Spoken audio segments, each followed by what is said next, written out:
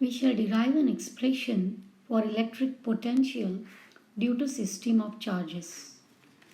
Let's learn the analysis of system of charges. We have learned Coulomb's law in 11th standard, which states the relation between electrostatic force of attraction and repulsion between 2-point charges at rest. Similarly here, the potential at P due to the charges Q1, Q2, Q3, etc. can be obtained by the equations of V1, V2, V3 up to Vn. By superposition principle, when a number of charges are interacting, the potential on a given charge is the vector sum of individual potentials exerted by all other charges.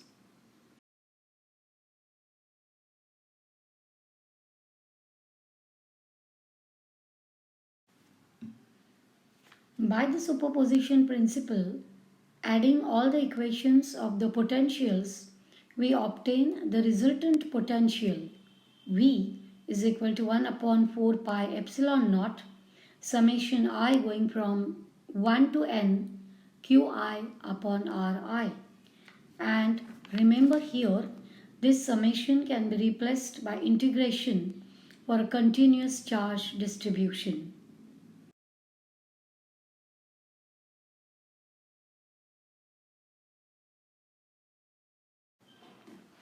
An equipotential surface is a surface with constant value of potential at all points on the surface.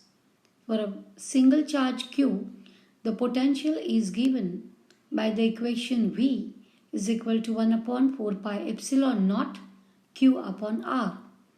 This shows that V is constant if R is constant. Thus, equipotential surface of a single point charge are concentric spherical surfaces centered at the charge. By definition of potential difference, it is the work done per unit positive charge displaced between the two charges. If both the charges lie on an equipotential surface, then no work is required to move a charge. The electric field must therefore be normal to the equipotential surface at every point. Equipotential surface offers an alternative visual picture in addition to electric field lines around a charged configuration.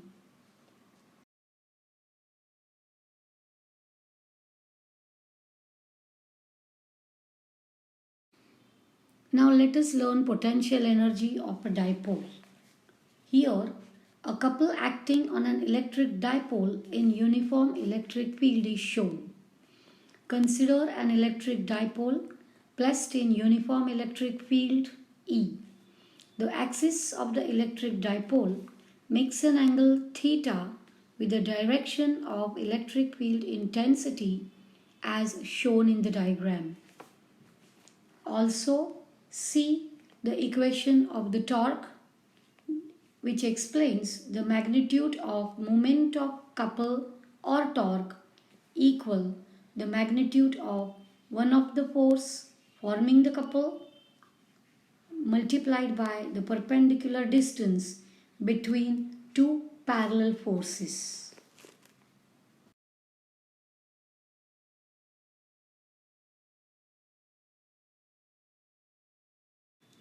Let us discuss two cases here. If the dipole is perpendicular to E, then the potential energy is obtained as minus Pe cos theta, and if the dipole is parallel to the field, then potential energy is obtained as Pe into bracket 1 minus cos theta.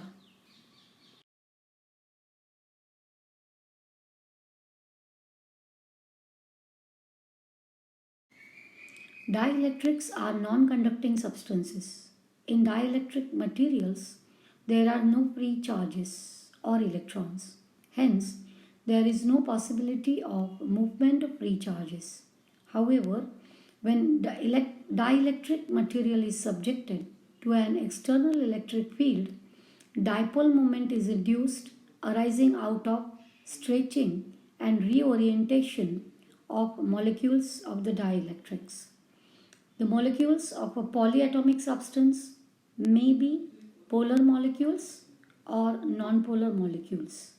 Polar molecules have a permanent electric dipole moment.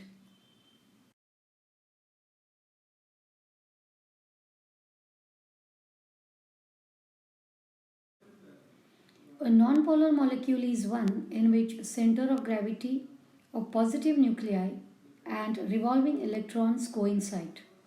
Nonpolar molecules do not have permanent electric dipole moment because of their symmetry.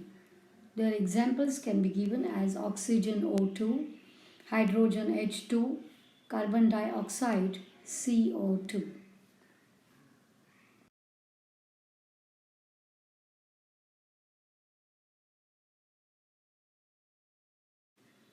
If polar and nonpolar material is subjected to an external electric field, the positive and negative charges in the nonpolar molecules are displaced in opposite direction.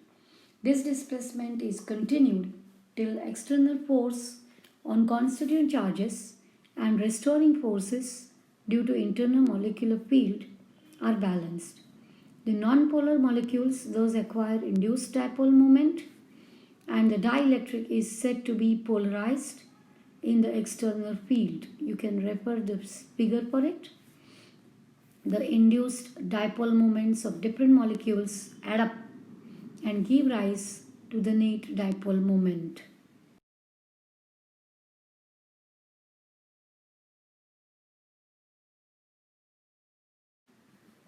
In polar dielectric, the different tiny electric dipoles are randomly oriented, of course in the absence of electric field, because of thermal agitation.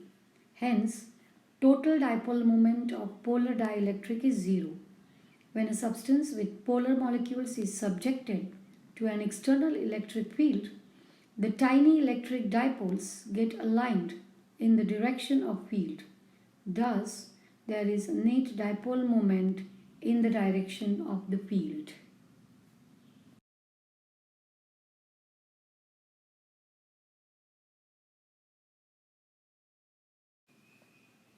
Consider a thin slab of dielectric of permittivity epsilon placed in a uniform external field. Dielectric becomes polarized when kept in an external field, irrespective of the fact that dielectric consists of polar molecules or nonpolar molecules. Because of polarization, molecules are oriented such that the negative charges are on left and positive charges on right, thus leaving net negative charge at left surface of the dielectric and net positive charge on the right surface of the dielectric. Net electric charge within dielectric is zero since dielectric slab as a whole is electrically neutral. Positive induced charge must be equal to magnitude of negative induced charge. The charges so obtained on the surface of dielectric slab are called polarization charges.